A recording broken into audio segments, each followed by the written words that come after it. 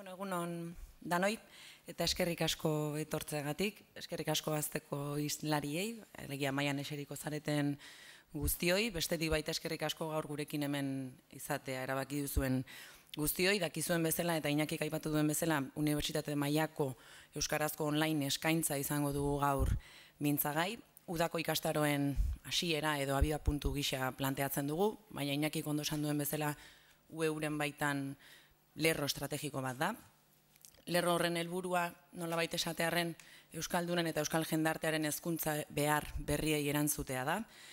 Estrategikoa da, bizi osorako ikaskuntzaren paradigma horretan kokatzen da, eta euskal jendarte jantzi bat nahi dugulako da guretzat estrategikoa. Euskal jendarte jantzi bat eta euskaraz jazteko aukera izango duen jendarte bat ere nahi dugulako. Ikaskuntza irakaskuntza prozesuak bizi osorako bilakatu dira, gaur egun ezin dugu esan unibertsitate ikasketak 22-25 urterekin bukatzen direnik, ardura profesionalak edo ardura pertsonalak dituzten bestelako herritarrek ere unibertsitateko ikasketak egiteko hautua egiten dute, kontua da hezkuntza behar bereziak dituztela, malgutasuna eskatzen dutela, beraien erritmora joatea ere eskatzen dutela, alegian norberaren neurrirako ikaskuntza irakaskuntza prozesuak ere diseinatu behar ditugula, hor kokatzen dugu nolabait euskarazko online unibertsitate berri baten sorkuntzaren ideia, duela 20 urte UOK sortu zen bezala herrialde katalanetan, ikusten dugulako ere badera garaia edo bintzat orain arte egin ez baldin badugu 2016 izan daitekela horrelako gisako elkarlanerako proiektu bat sortzeko momentua.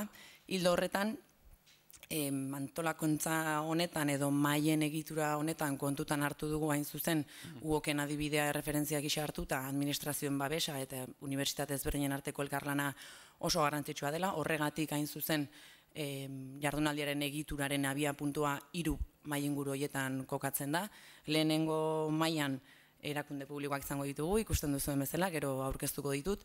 Bigarrengo mailan aurrez aurreko 4 unibertsitate izango ditugu, eta kafearen ondoren gaurko gonbidatu nagusia etorriko da, Carles Igales Konde, UOKekoa, eta berarekin, bere laguntzarekin ere, Iñaki Alegria eta Juanjo Albarezekin landuko dugu euskarazko online unibertsitate baten beharraren gaia.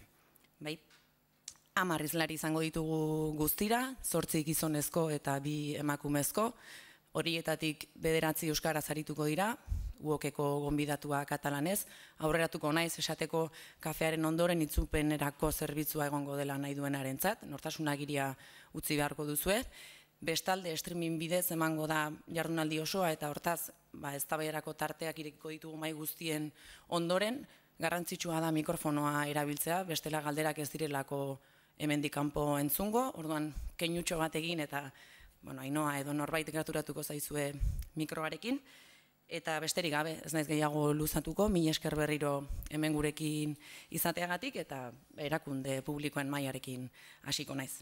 Nire ezkerretik, baina zuen eskuineko puntatik hasiko naiz aurkezten. Euskaltzaindiaren izenean Erramun Osa Ibarloza dugu, Euskaltzain urgazlea, Euskaltzaindiako idazkari ordea eta Euskaltzaindiko informazioaren eta komunikazioaren teknologien batzordeko kidea.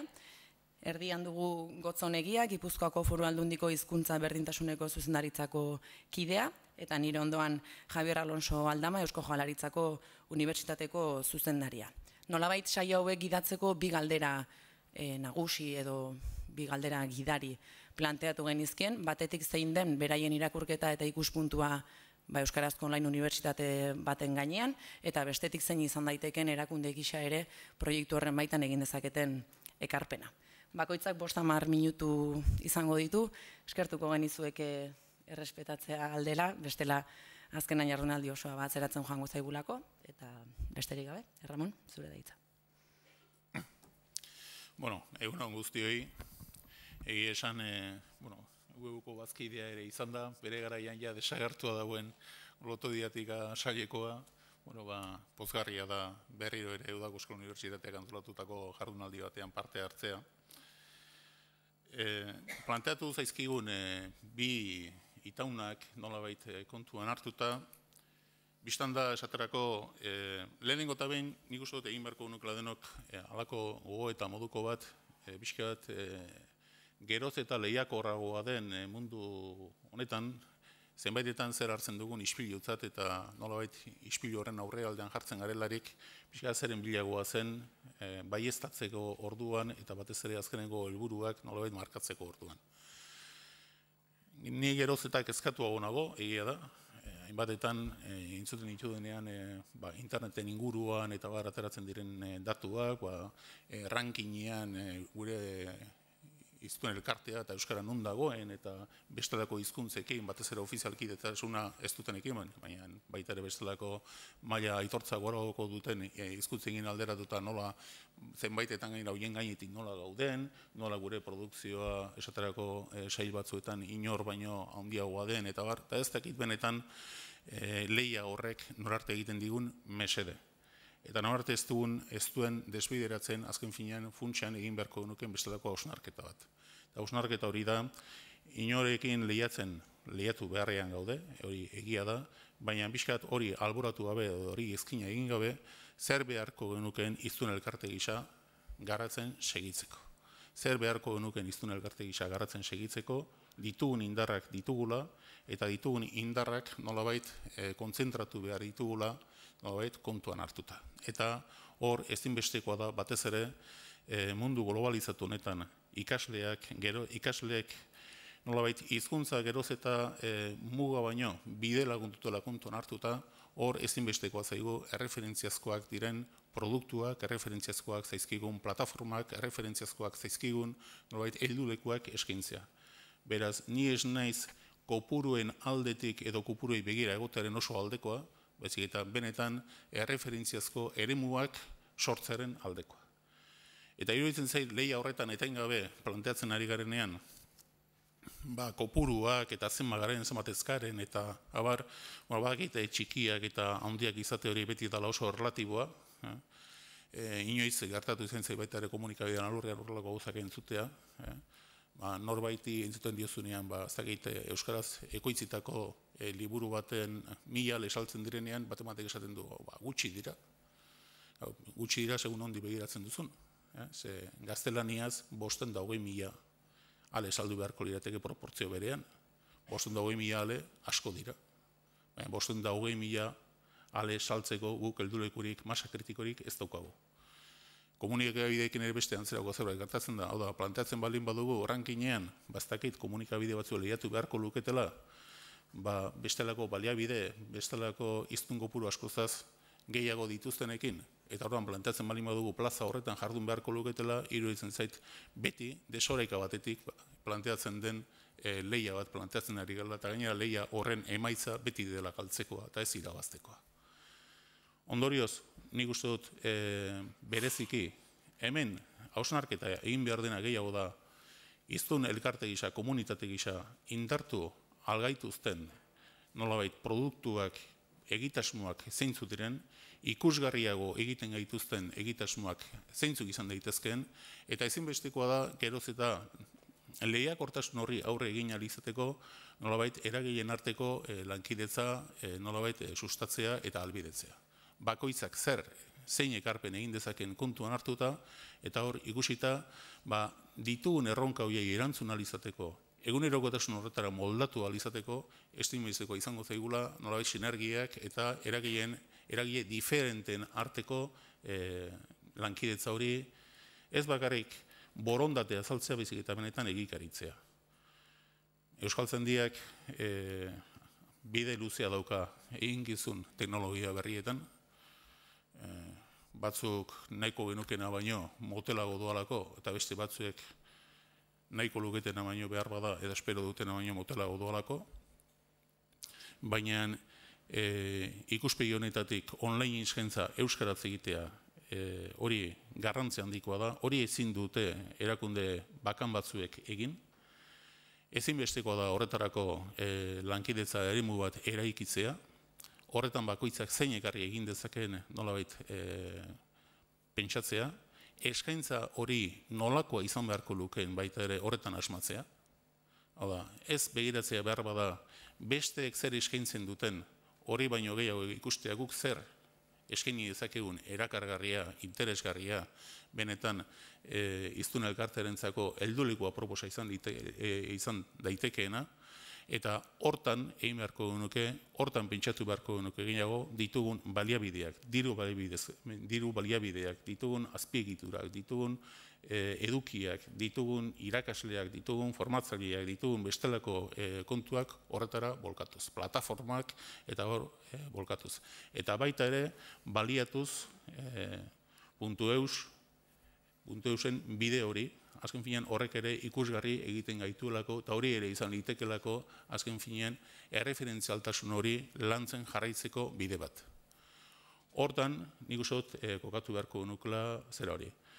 Begiratzen baldin badugu azkenengo 20 urteotan, 30 urteotan zer gertatu den, euskarazko eskaintzarekin, guk esaterakoz ikusten du geroz eta sarriago nola ditugun zaitasuna, baita hemen gauden ezkero Kolometxerena tesiak saritzeko egiten ditugun deialdi diferentetan, bate pentsatzen baldin bazuen duela 20-30 urte ikaragarri tesi kopurua izango genuela, gaur egunean esaterako geroz eta zaitasuna handiago dauzkagu hain zuzen ere tesiak izateko euskaraz eta saritzeko. Eta da, hain zuzen ere, jendeak beste hizkuntza batzuk ere bitzen dituelako bere ikerketak egiten dituenean. Eta beraz, egoera horretara moldatu beharrean gaude, benetan etorkizuna irabazi nahi baldin badugu. Beraz, ez da kontua garai batean egon ziteken entusiasmoa, egon ziteken egoera gorabera asko aldatu dira gauzak, gaur egunean aukerak ugariak dira, eta beraz gure esfortzuak ezinbestez kontzentratu beharrean gaude, nahi baldin badugu hain zuzen ere erreferentzialtasun hori ez bakarrik mantendu, iraun eta garatu. Eskerrik asko, Ramon. Gotzon, zure daitza. Mila esker, lehenbiziko ze udako Euskal Unibertsitateari jardunaldi honen hasierara gonbidatu gaituelako. Egile esateko guk Gipuzkoako Foru Aldundiaren izenean ari naiz eta bereziki gaur hemen nire lekuan egon beharruken Mikel Irizar zuzendariaren izenean, saiatuko naiz gauzak aldan eta ondoen egiten, baina aitortu behar dugu hasieratik guk gauzak unibertsitate ikasketen mundu hontan gauza kanpotik ikusten ditugula, nahita ez da hori gure mundua, gu ez gera unibertsitatean bizi, mundu akademikoa zoritxarrez batzutan urrun xamar ere gelditzen zaigu, beraz, espektadore moduan hitz egin genezake, ez beste askoz ere gehiago. Baina hori bai, espektadore neutralak ere ez gera. Guk UEurekin, Udako Euskal Unibertsitatearekin oso aspaldi dugu harreman estu bat, esango nukenik. Harreman, espero dut, gure aldetik behintzat on bat, UEurekin. Uste dut, lankidetza hortan beti erantzun duela ondo, eta beti erantzun duela garaiz. Eta hasieran gure lankidetza hori, gure laguntza hori, oso enfokatuta egon zen, UEuren esan dezagun eskaintza presentzial, tradizional hori edo, hortara. Baina 2000 marraz geroztik, gure laguntza guztiz enfokatuta egon da online ikasketetara. Eta uste dut horrek badituela ja bere emaitzak eta bere garabideak modu nik uste nahiko nabarmenean gainera. Beraz gure papera, herri erakunde geran neurrian gure papera uste dut hortara mugatu behar dela edo mugatu ez dakititza dan, baina hortan jarri behar degula, ez? Eragileei, unibertsitate mailan euskerazko ikasketak bereziki online bultzatzen ari diren eragileei, eta tajuz, zentzuz lan hori egiteko bitartekoak izan ditzaten lagundu egin behar diegu, hori da gure egitekoa. Ez daukagu zalantzarik gaur egun unibertsitateak jakintza, oro har, jakintza akademikoa eta bestelakoa interneten dagoela, sarean dago.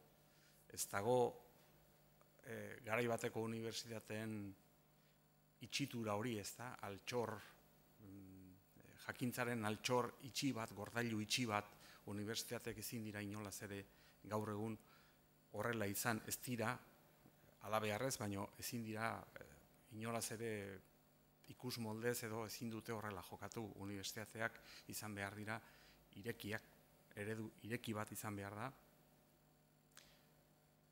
ikasketak, uste, sarreran Iratsek ere esan duela, unibertsitate ikasketak eta oro har ikasketa jakintza, ez da mugatzen bizitzaren esparru edo garai jakin batzuetara, jakintza non nahi behar dugu eta noiz nahi behar dugu.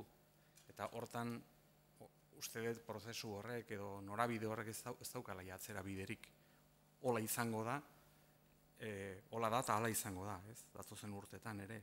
Eta ikusi besterik ez dago, munduko unibertsitate handienek ere, nola ari diran beren baliabidearen zati handi bat, ontara, norabide hauetara ekartzen bizirik irauteko, nola baitez.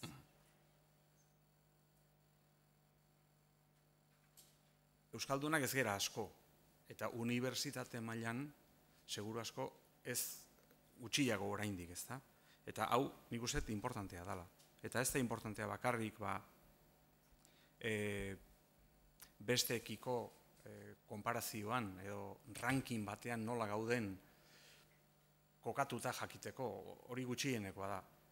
Baina gauza begibistako bada unibertsitatearen eredu tradizional, fisiko, etxe handi baten, ikastetxe handi baten irudi fisiko horren aldetik begiratzen baldin badugu, Euskaldunak ez gera asko.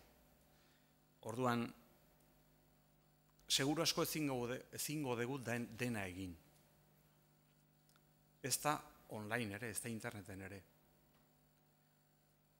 Baina, alde batetik begiratuta horrek badu bere bentaja, zatik ezingo dugu dana egin, baina gauza batzuk egin ditzakegu ondo.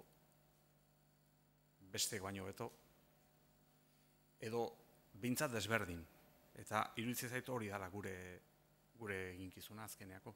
Hizkuntza komunitate handi bat ez gera, aspirazio hori ezin dugu izan dana jakintzaren esparru guztietan puntan egoteko, ez dugu gaitasunik izango, seguruenik, baina egiten dugun ura ondo egin genezake, eta badegu nik uste jendea hortarako.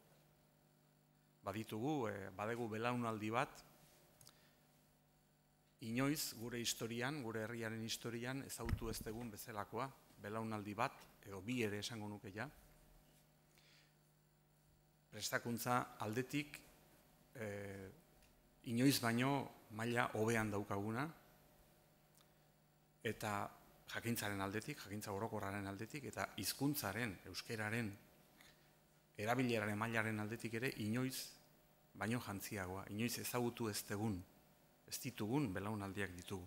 Eta horiek badute, behen gaitasuna gauzak ez dana egiteko, baina egiten duguna ondo egiteko bai.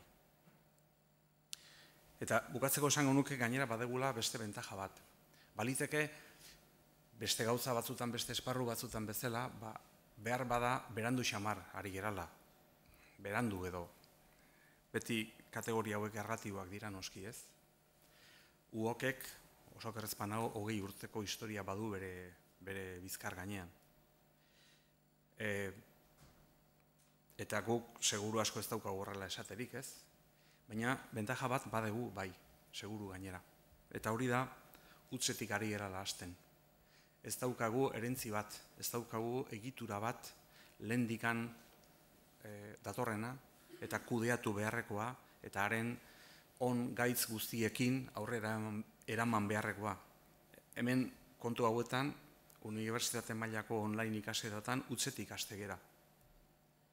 Utzetik hasi gera. Eta beraz, badaukagu eredu propio bat, proiektu propio bat, baldintzatu gabea,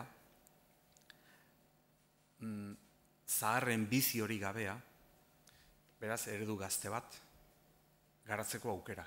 Eta iruditzen zait hortan, UEUk, bereziki, baina beste unibertsitateak ere bai. Alegia, unibertsitate fisikoak diranak, eta hortan iruditzen zait gainera, unibertsitate publikoak duela ardura eta erantzukizun berezi bat aitzindari izateko hortan. Online ikasketatan eredu gazte, berritzaile bat sortzekoa eta euskalduna noski. Mi esker Gotzon. Azkenik, Javier? Egun on guztioi, mila esker udako unibertsitateari jaiarrunaldi honetan parte hartzeko gonbidatzeagatik. Hasteko esan nahi du 2015-2018ko unibertsitate planaren lehenengo helburu estrategikoa Euskal Gizarteak goi-mailako prestakuntzaren inguruan dituen premiei erantzutea dela. Eusko Jaurlaritzaren unibertsitate azken planaren kontua da. Eta puntu honetan, euskarazko prestakuntza eta informazioaren eta komunikazioen teknologien eta tresna digitalen ezagutza eta trebetasuna bultzatzea da lehenengo helburua. Beraz, euskara eta mundu digitala lotzen dira unibertsitate planan. Helburu hori gauzatzeko Euskal Unibertsitate Sistemaren unibertsitateek jarduera ezberdinak proposatzen zituzten plana egiten ari zen unean. Tresna digitalak garatzeko eta horien bidez online ikasketak pizkanaka garatzeko. Beraz, ondoriozta daitekenez, Eusko Jaurlaritzak estrategikotzat hartzen du euskarazko online eskaintza. Jarraian puntu batzuk ikutiko ditut era labur batean horri buruz. Lehenengoa da Euskal Unibertsitate Sistemaren egungo online eskaintzari dagokionez. Lehenik eta behin esan behar da Euskal Unibertsitate Sistemaren unibertsitateak, Euskal Herriko Unibertsitatea, Deusto Unibertsitatea eta Mondragon Unibertsitatea unibertsitate presentzialak dira berez. Hala ere, azken urteetan, 3 unibertsitateek ahaleginak egin dituzte online presentzia gero eta handiago izateko. Titulo propioak, masterrak, iraupen ezberdineko ikastaroak, MOOCs, eta araututako ikasketan barneko irakasgaiak online eskaintzeko eta emateko ahaleginak egiten ari dira. Bigarrena, euskararen presentziari dagokionez, esan behar da bere online presentzia txikia dela, oso. Gaztelaniarekin erkatzen badugu. Nola baitere, nik esango nuke euskara oroar, Open Course oarean erabiltzen dela gero eta gehiago, eta ugari. Open Course barean irakaskuntzaren materialak online argitaratzeko leku bat da. Egia da, hor euskararen erabilera nahiko handia da. Eta irakaskuntzaren materialak aurkitzen ditugu euskeraz. Hala ere, esan dudan bezala, liburutegi virtual mota bat da.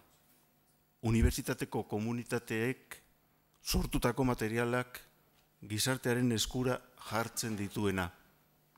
Edonork online eta irekian erabiltzeko. Hirugarrena, online ikasketak bultzatzea.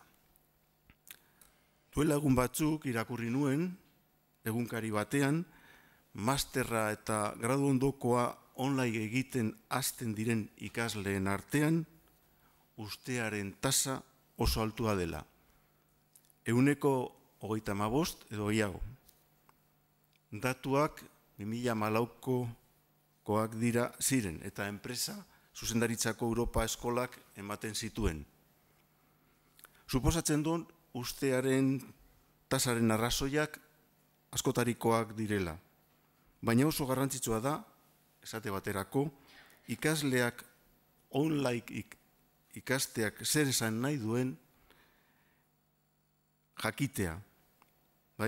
Zenbat ordu du egunak ikasi ahal izateko, hori jakin behar dute ikasleak. Eta hori da nire ustez unibertsitatean ardura da.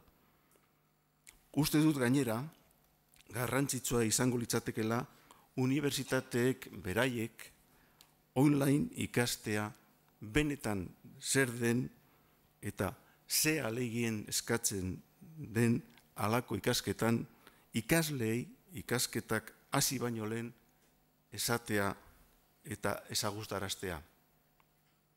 Konponbide posible izango litzateke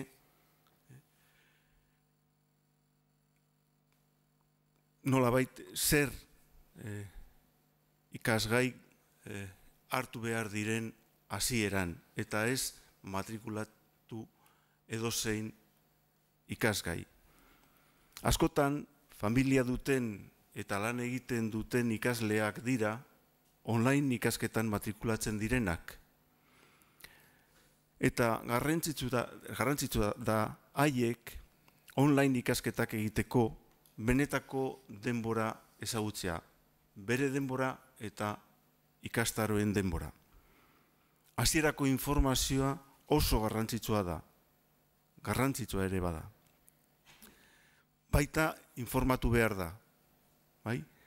Horrelako ikasketan erabiliko diren metodologiei buruz eta behar den etengabeko lana bereziari buruz. Hori importanteak dira, jakin behar da zer den online ikastea. Honela ikasleak bere ikasketak osatzeko denbora gehiago behar du, baina usteko aukerak gutxitzen dira, nik uste. Lau, Euskararen osasun digitala Euskara sarean. Maiatzean, Euskarazko interneteko nazioarteko egunaren lehen edizioa ospatu zen. Eta Euskararen presentzia sare sozialetan agertu zen nabarmen. Baita azpimarratu zen presentzia hori sustatzeko garrantzia. Batez ere, digitalizatutako mundu batean, non sarean ikusgai bihurtzea beharrezkoa den. Ekimen interesgarri batzuk ere jakinarazi ziren, esate baterako Euskarazko IKTei buruzko argitalpen digital berria, sarean.eus, internet eta teknologia. Sarean eusen misioa informatzea, entretenitzea eta Euskaraz egiten den kultura teknologikoa transmititzea izango da. Euskararen erabilera online irakaskuntzan sustatzea. Euskararen osasun digitala hobe daiteke, zalantzarik gabe, internetet eremu guztietan askoz ere gehiago egon dadila lortzen badugu. Sare sozialetan, baita online heziketan ere. Esan dut, OpenCourseWarean material ugari dagola euskaraz, baina online ikastaro gehiagoak gure hizkuntzan eskaintzea desiragarria izango litzateke. Online ikasketak norentzak diren eta zer heziketarik eskaintzen dugun kontuan hartu behar da.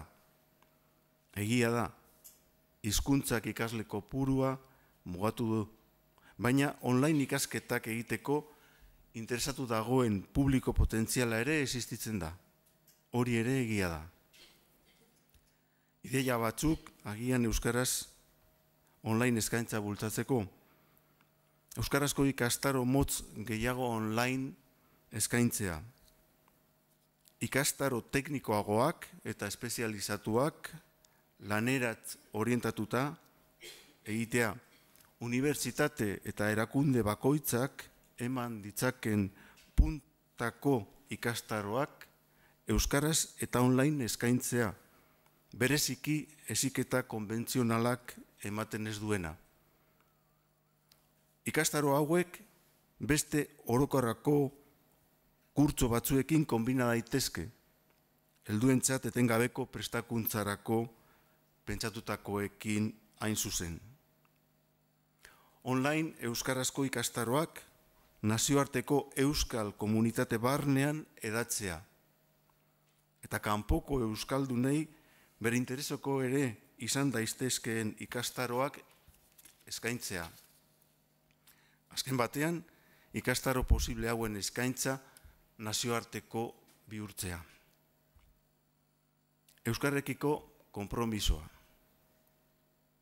Posiblea da euskarazko ikastaroek ikasle asko ez izatea, baina horrelako ikasleak sortzea beharrezkoa da. Sarea funtsezkoa da ezaguera eta hizkuntzak zabaltzeko. Beraz, euskararentzat ere, ez soilik komunikazio hizkuntza bezala, baizik eta kultur hizkuntza ere izateko. Ikastaro hauen eskaintzak euskal gizartearekiko eta euskal kulturarekiko unibertsitateek duten konpromisoaren oinarrizko zatia izan behar da. Eta oro har, unibertsitateek ezaguera irekiarekiko berez duten konpromisoa erakutsiko da. Bere izenak adierazten duen moduan, unibertsitasek latinez nahi du unibertsitaltasuna osotasuna. Unibertsitatea ireki eta inklusiboa izan behar da. Eta online euskarazko ikastaroen eskaintza, edozein motatako ikastaroena handitzea unibertsitatean konpromisoaren erakutsi ona izango litzateke. Eskerrik asko. Eskerrik asko Hiruroi. Bueno, orain irekiko dugu lehenengo galdera erantzunetarako tartea. Galderak pentsatu ditzazuen oso labur, pixkat ingo dut labur pentso bat, esan dutenarena, ondo iritze bali mazaizu ez, azkenean aipatu dira ideia nahiko antzekoak nik uste dut beraien artean. Aipatu da hiztun elkarte gisa zerk indartzen gaituen pentsatu behar dugula, arlo ezberdinak aipatu dira, baina zentratuz euskarazko online eskaintzaren gainean unibertsitate mailan kokatuta, aipatu da lankidetzaren ezinbestekotasuna, eskaintzan asmatu behar dela, nori zuzentzen garen ondo pentsatu behar dugula, edo norentzat sortuko genuken gixako zerbait. Aipatu da ere estrategikoa dela, edo zein ez du eurentzat bakarrik sarreran esan dudan bezala, baizik eta estrategikoa hitza birritan entzun dugu, inkluso unibertsitate planean ere badagoela euskarazko online eskaintzaren beharra. Aipatu da, aurrez aurrekoak diren unibertsitateak noski eta logikoki online paradigmara ere nolabait salto txiki bat ere egiten ari direla, hori ezinbestekoa da. Aipatu da, 135% uzte tasa edo abandono tasa dagoela, horrek eraman behar gaitu pixkat eredu pedagogikoen, irakasleriaren rolaren eta benetako online unibertsitate baten izaerara edo izaera hori definitzera eta horren garrantzia azpimarratzera, abandono tasa edo uzte tasa delako gixako proiektu batean gehien keztatu beharko gaituena eta ikaslea babestu egin behar delako. Hiruek aipatu dute gure txikitasunetik, euskal hiztun komunitate bezala gauza handiak egin daitezkela, behar bada ezin dugula dena egin, baina gauza politak egin ditzakegula, eta inkluso txikiagoa garelako gauza batzuk besteek baino hobeto edo behintzat ezberdin ere egin ditzakegula, jakintza irekia dela, noiz nahi eta non nahi azitu izan behar dela, eta horrek ez duela atzera biderik. Uste dut horregatik gaudela hemen, besteak beste. Baina, edozein kasutan, tartetxo bat irakiko dugu ondo iruditze baldin bazaizue galdera erantzunetarako, ez dakituko izeki ote den, esnatu zareten. Edozein kasutan gogoratuko dut, streaming bidez botatzen ari garela, eta hortaz, mikroaren garrantzia azpimarratu nahi dugula, eta inor interesatua balego galdera bat egiteko, Ainoak dauka mikrofonoa eta gerturatuko da. Lasai galdetu,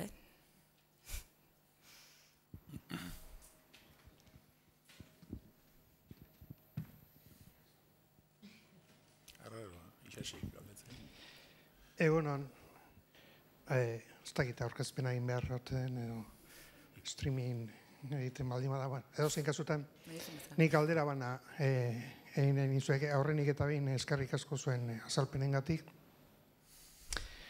Erramun osari galdetuko nioke bera euskaltzain, urgazlea bada ere euskaltzain dikoa da. Zer ekar lezake edo, ze garrantzia du unibertsitateak euskaren normalizazio prozesuan? Batez ere ikuste hizkuntzaren ikuspegitik, gogo eta posible baldin bada.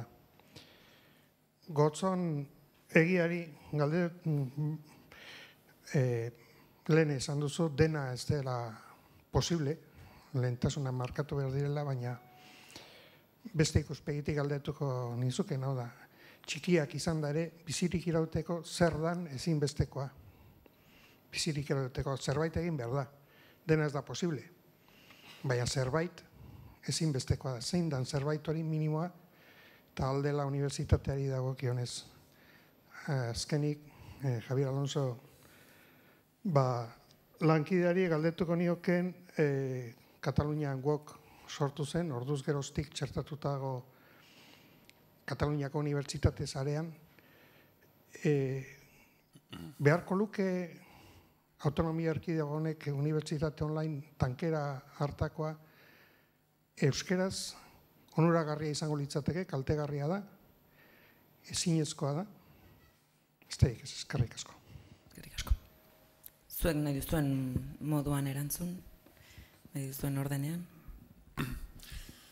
Bueno, unibertsitateek ze garrantzia duten hizkuntzaren normalkuntzan, nik uste dut, hori Udako Euskal Unibertsitatearen sorrerak berarekin batera etorren zerbait da, ezta? Hain zuzen ere, unibertsitate mailako ikasketarik ez zegoenean, eta demaseko zaitasunak zeudenean, euskara irakasleak, zein beste arlo batzuetako profesionalak nolabait formatzeko, testuinguru horrek ahalbidetu zuen, hain zuzen ere, Udako Euskal Unibertsitatearen sorrera bera. Eta Udako Euskal Unibertsitateak hastapenetik izan du, hain zuzen ere nik uste misi hori, hizkuntzaren normalkuntzan bere ekarria egitearena, arlo diferentetan etorkizuneko belaunaldiak nolabait formatzen saiatzea, eta baita ere materialgintzan, ikasmaterialetan eta bar zeuden utxunei ere nolabait aurre egitea. Horretan puntako ekarpena egin izan du Udako Euskal Unibertsitateak. Nire ustez hemen badaukagu beste kontu bat behar bada inoiz gutxitan nolabait azpimarratzen dena, batek uste dut aipatu duela nork online olako eskaintza bat nork lideratu beharko luken. Nik egia esaten baldin badut, natorra gainera tokitik etorritaten ere ibilbidea ezagutzen duzuna badakizue, nik sinisten dut gizarte zibilaren eta auto eraketaren bidez nolabait sorturiko erakundeen ekarpenean. Iruditzen zaitu horiek malguagoa direla, sarritan, gainera moldatzen errazagoa direla gizarteen aldaketa horietara, eta geroz eta ezkorragoa naiz eta ez nuke nahi hau inork oker ulertzea, olako, oso egitura handi eta moldatzen zailagoak direnetan. Iruditzen zait hemen esklusibotasunik ez dela planteatu behar, gainera daukagun erronka importantea delako, eta iruditzen zait ezinbesteko dela nolabait bakoitzak egin dezakeen ekarpen hori aitortzea eta lankidetzarako eremu sendo bat eraikitzea. Nire ustez, Udako Euskal Unibertsitateak esaterako eremu horretan egin dezake ekarpen handi bat. Nik uste dut dena den pentsatu egin behar dugula garbi, orokorren hitz egin dezakegu, baina bezeria potentziala gaur egunean zein eratakoa da, zenbat izan daitezke interesatuak egon daitezkenak, eta batez ere zen olako eremuak izan daitezke momentu jakin batean, giltzarri izan daitezkenak, danetara iristea, nik uste dut, zaila da, eta behar bada ikusin beharko genukena da, hain zuzen ere gaur egunean dagoen, hor bezeria potentzial horretan denetari dago, ikasketak amaitu ez dituztenena, eta momentu jakin batean online ikasketen bidez, gutxeneko titulazio bat eskuratzeko posizioan egon daitezkenak, baina baita ere planteatu daiteke etengabeko prestakuntzaren inguru barrean. Hor milaka eta milaka profesional ditugu, momentu jakin batean eguneratu beharrean aurkitzen direnak, eta hoiei begira ere egin daiteke eskaintza erakargarri bat, hoien eguneroko prestakuntza nolabait eguneratze aldera. Hizkuntzaren ikuspegitik esaterako, nahiko kezkaz ikusten dut, 80. hamarkadan esate baterako gutxieneko maila bat eskuratu zuten irakasleek, eta gaur egunean derrigorrezko eskolaldian dabiltzanek, zen beste maila batzuetan dabiltzanek, harrezkero gutxik egin izan dituzte eguneratze ikastaroak. Eta behar bada, esaterako, hor badago, bezeria potentzial importante bat horretan asmatuz gero, eta batez ere edukietan eta moduetan eta eskaintzan asmatuz gero, baina hortan ari naizen modu berdinean, ari naiz beste eremu batzuetan ari diren profesionalei begirako eskaintza egiten dugunean. Hau planteatu dezakegu modu direken ea nork izena eman dezaken, edo hau planteatu dezakegu hastapenean baita ere hori planteatzeaz gainera, planteatu dezakeguna da, lankidetza bideak nolabait jorratuz.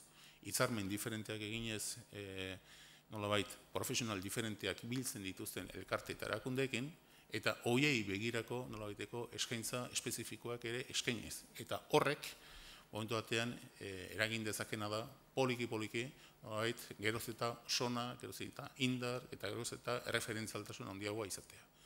Eta gero, azken kontu bat, nik uste dut, halako gaietan inbertitzea eta neuz ez txikitasunaren eta onditasunaren konturi gora bera, beste gai batek ere kezkatzen hau, eta askotan da errentagarritasunari buruz hitz egiten dugunean. Nik ez dut uste errentagarritasun ekonomikoaren parametroetan ulertu garritxugunek era honetako kontuak, bereziki bilatu behar duguna da errentagarritasun soziala. Eta errentagarritasun sozialaren ikuspegitik, hau da, hemen sortu behar ditugu ezinbestean plataformak, heldulekuak, aukerak, benetan euskaraz bizi nahi duen hiztun elkarte horrek egiazko aukerak izan ditzan egunerokotasunean euskaraz bizi ahal izateko. Eta horrek eskatzen duena da, baliabide gehiago jarri behar direla hiztun elkarte horrek benetan aurrera biderik izateko etorkizunean. Askotan, hemen mugitzen gara, nire ustez gurea ez den liga batean. Eta alderatu egiten dira bateko eta besteko produktuak, beti halako parametro batzuen arabera, eta iruditzen zait, hortik aldendu eta planteatu behar duguna gehiago dela, azken finean, hiztun elkarte honek gutxenekoak zein ditu bizi ahal izateko, eremu diferentetan, baita ere gaur egunean eskaintzaren eremuan unibertsitatearen eremuan sortzen den bestelako eskaintzetan ere, baina hori asmatu behar da. Eskaintzan, asmatu behar da, moduetan, asmatu behar da, bezeriaren apetak asebetetze hortan, eta horrek eskatzen duena da, inbertsio publikoak, bai horretan egin behar direla, inbertsio publikoak, azken finean horrelako kontuei ganoraz erantzun ahal izateko. Ezin dugu denbora bat irabazi, ezin dugu espazio bat irabazi, horretarako gutxieneko baliabideak jartzen ez baldin badira. Iruditzen zait, erantzuna pixkat eman dola baina, Ramonek, baina galdera hori enten diazunean pixkat gogorra datorkit Donostian tabakalera sortzeko proiektua formulatzen hasi zanean, nire adiskide orain bizi ez dan zoritxarrez batek, nola esaten zigun, ez da, proiektuaren hasieran Donostiako udalaren zea bat, delegazio bat edo juntzan, Alemaniara, Karlsruhera, han kultura garaikideko zentro bat, indartsu xamarra nunbait, nola zeukaten antolatuta, eta bar, handikan ure ikustera eta ziurrenik handikan ikastera. Da, nire adiskide horrek esaten zigun, oker gabiltza. Oker gabiltza zatik, Karlsruhe izan diteke neurri bateraino Donostia baten pareko gauza batzuetan, baina badao diferentzia handi bat. Eta da, Karlsruhek 100 kilometro gutxitara Berlin bat duela. Eta bera galdetzen zuen dago, nun dago gure Berlin? Guk ez dago Berlin. Eta bera gorregatik esaten zuen, beti ari gara konparatu behar dugu Donostia iburuza izan. Esaten zuen, konparatu behar dugu, ezin dugu konparatu Bordelekin, ez da Zaragozarekin, ez guk konparatu behar dugu Logroñorekin, eta Santanderrekin, eta Baionarekin, hoiekin konparatu behar dugu. Eta orduan, iruditzen zait, neurria garrantzizkoa dela, oso garrantzizkoa. Gauza batzuetan izan diteke hilalabizikoa gainera. Neurriz gaindiko proiektuek pentsatu beharko genuke batzuetan ze nolako frustrazioa eragin diguten, ez da. Ez degulako asmatu, edo pentsatu degulako gure neurriz gaindiko gauzak egiteko gai gerala. Orduan zu galdetzen duzu, bale, konforme, ezin dugu dena egin, baina zer da gutxienekoa? Uste dut gutxienekoa dela gure gaitasunak sortzeko ura, hori dela, gure dinamika propioek ematen duten ura dela gutxienekoa. Ez gehienekoa segurasko, baina gutxienekoa hori da. Eta ez dakit nik, hasieratik esan den nik unibertsitatearen mundua urrun xamarretik bizidet. Baina gutxienez iruditzen zait, dinamika propio horiek, gure gaitasun propioek garatzeko gai garen hori, sortu behar dela ziur elkarlan batetik. Eta elkarlan hortan iruditze zait unibertsitateek eta bereziki unibertsitate publikoak duela ardura eta erantzukizun berezi bat, bere indarrak seguru asko Ramonek esaten zuen bezala mugigaitzagoak direnak seguruenik, baina indar horiek eragile sozialen eskura ere jartzen. Eta iruditze zait hontan Udako Euskal Unibertsitateak daukala paper zentral bat, nahita nahi ezkoa. Eta ez da paper bakarrik esan dezagun, ez da tresna huts bat. Udako Euskal Unibertsitateak dauka urte luzetako jakintza bat akumulatuta, metatuta bere barruan. Eta hori ez da beste inork, berak bakarrik dute. Eta hori iruditze zait izan ditekela, izan behar duela, palanka bat. Ze gertatzen zaio UEuri medio gutxi duela, bitarteko urrikin dabilela beti lanean.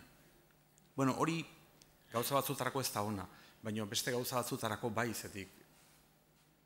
UEuk askotan asmatu du utzetik edo oso gutxitik gauzak asmatzen eta gauzak sortzen eta gauzak garatzen eta aurrera eramaten. Eta iruditze zait esperientzi hori nahitazkoa dela, balio hori hortan oinarritu beharko du, elkarlan batetik, gainerako unibertsitatearekin, berriz esango dut, iruditze zait, hontan, sektore publikoak, unibertsitate publikoak duela ardura eta erantzukizun berezi bat, ez ditekela pentsatu unibertsitate guztia parean eta maila berean daudenik, ez da egia. Ez da egia. Eta elkarlan hortatik, elkarlan hori ondo abiatzen baldin bada, eta ondo egiten baldin bada, eta egitura horien indarra eta baliabideak eragile sozialen eskura ondo jartzen baldin badia, dinamika propio horiek sortzeko gai izango gara, nik uste.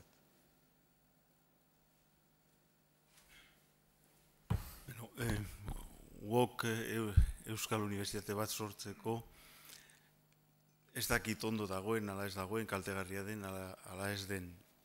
Egia da, zeo zer egin behar da, baina nik uste dut Euskadin badaude unibertsitateak eta beste erakunde batzuek, Ramonek esandakoa gizarte zibilak ere badute medioak eta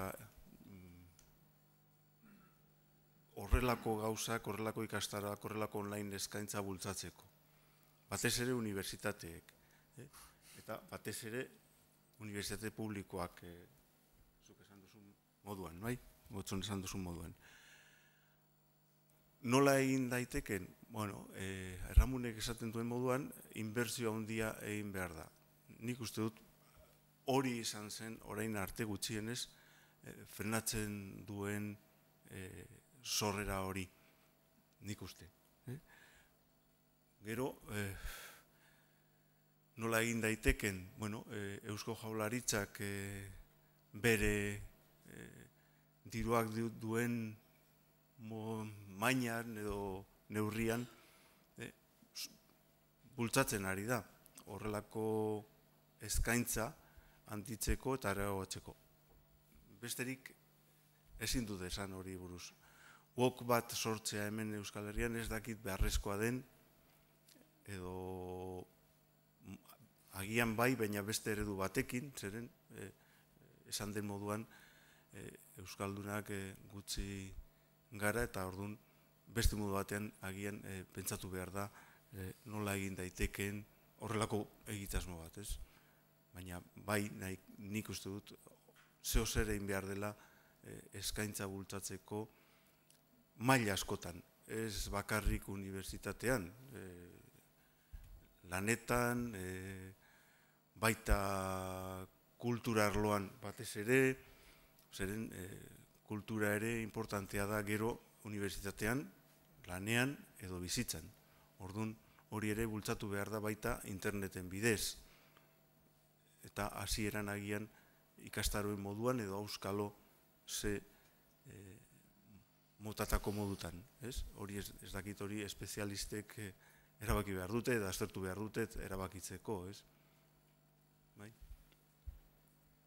Oso ondo, bueno, ez dakit beste galderari duzuen, edozein kasutan orain ez dugu egingo, bai, nik hemen daukadan eskemaren arabera, bigarren blokean sartuko gea, edozein kasutan bigarren blokearen ondoren zati bat dago, Karlesen ondoren ere bai, bukaeran ere bai, beraz, lasai. Eskerrik asko Ramon, Gotzon eta Javier hemen egoteagatik. Eskertuko nizueke beste, zuek jetxietan lau izlariak igotzen bazarete, Ainoak aldatuko ditu izenak. Bitartean, markatu.